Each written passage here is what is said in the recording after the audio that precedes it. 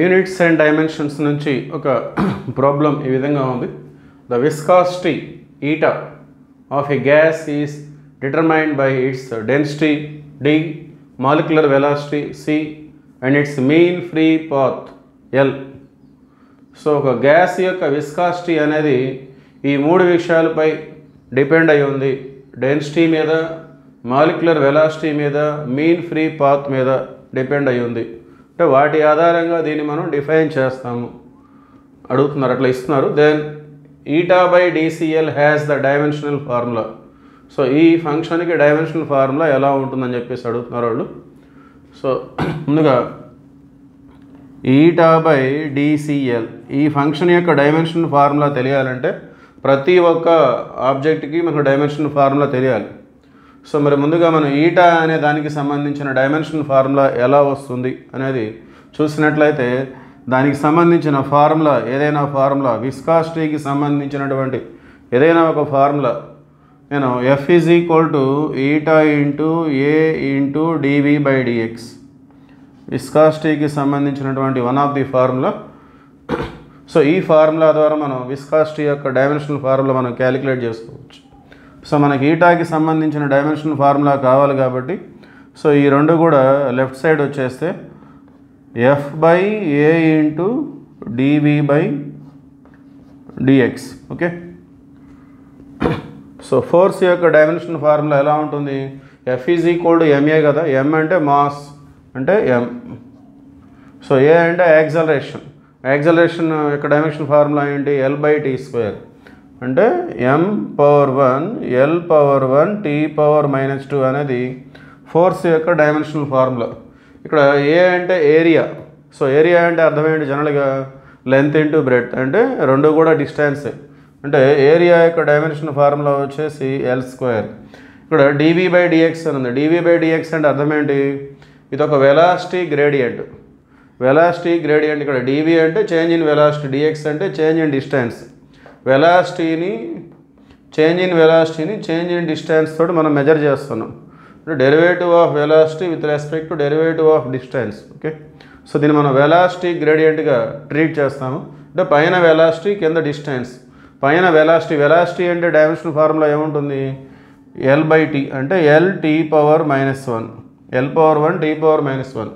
Velocity అంటే L by distance by time కదా. So distance అంటే ఎల్ బై టైం పైకి వస్తే పవర్ -1. సో కింద కూడా డిస్టెన్స్ అని చెప్తున్నాను. So DX is the distance, change in distance అంటే మళ్ళీ ఎల్ఏ. సో టోటల్గా వీటన్నిటి యొక్క డైమెన్షనల్ ఫార్ములాస్ ఆ విధంగా. ఇది ఎఫ్ యొక్క dimensional formula area L square, dB అంటే చేంజ్ ఇన్ వెలాసిటీ అంటే ఇది వెలాసిటీ కాబట్టి ఎల్టీ పవర్ -1, ఇది డిస్టెన్స్ కాబట్టి ఎల్. సో ఈ ఎల్కి ఎల్ క్యాన్సిల్ అయిపోతుంది. సో రిమైనింగ్ చూసినట్లయితే m power 1 L by L square అంటే L power -1 T power -2 by T power -1, ఇది పైకి వస్తే +1 అంటే ఓవరాల్గా టీ పవర్ -1. ఇది విస్కాసిటీ యొక్క డైమెన్షనల్ ఫార్ములా. మనకి డినామినేటర్లు ఏమున్నాయి? డెన్సిటీ, మాలిక్యులర్ వెలాసిటీ, ఇది మీన్ ఫ్రీ పాత్. సో వాటికి సంబంధించిన డైమెన్షనల్ ఫార్ములాస్ మనం ఒకేసారి సబ్స్టిట్యూట్ చేసుకుందాం. ఎందుకంటే ఇవన్నీ కూడా ఈజీగా చూసేయచ్చు. సో ఈటాకి సంబంధించిన dimensional formula m power 1 l power 1 t power -1. So ఇది డెన్సిటీ కదా. మొట్టమొదటి డెన్సిటీ అంటే అర్థం ఏంటి? Mass by volume. So mass అంటే m బై వాల్యూమ్ అంటే అర్థం ఏంటి? L cube, length into breadth into height. So అన్నీ కూడా ఎల్ క్యూబ్ అంటే m l power -3, L cube పైకి వస్తే పవర్ -3. సో ఇది మాలిక్యులర్ వెలాసిటీ అని వాళ్ళు చెప్పారు, అంటే సంథింగ్ వెలాసిటీ ఏదో ఒకటి. సో వెలాసిటీ అంటే అర్థం ఏంటి? డిస్టెన్స్ బై టైం అంటే ఎల్ బై టీ. సో దాన్ని మనం ఎల్ పవర్ 1 టీ పవర్ -1గా రిప్రజెంట్ చేయొచ్చు. తర్వాత స్మాల్ ఎల్ అంటే అర్థం ఏంటి? మీన్ ఫ్రీ పాత్ అంటే path is also distance. So అది కూడా ఒక డిస్టెన్స్. సో డిస్టెన్స్ కాబట్టి దాన్ని మనం ఎల్గా ట్రీట్ చేస్తాం, L power 1. Okay, so L power 1కి ఎల్ పవర్ 1 క్యాన్సిల్ అయిపోతుంది. సారీ, హియర్ ఎల్ పవర్ -1, ఇక్కడ L power -1, L power -1.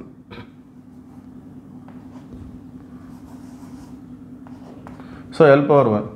So మొత్తం m అబ్జర్వ్ చేస్తే ఇక్కడ m⁴1 ఇక్కడ కూడా m⁴1 అంటే బేసెస్ ఈక్వల్ డివైడ్ అంటే పవర్స్ మైనస్ చేస్తాం 1 - 1 అంటే ఏమొస్తుంది 0.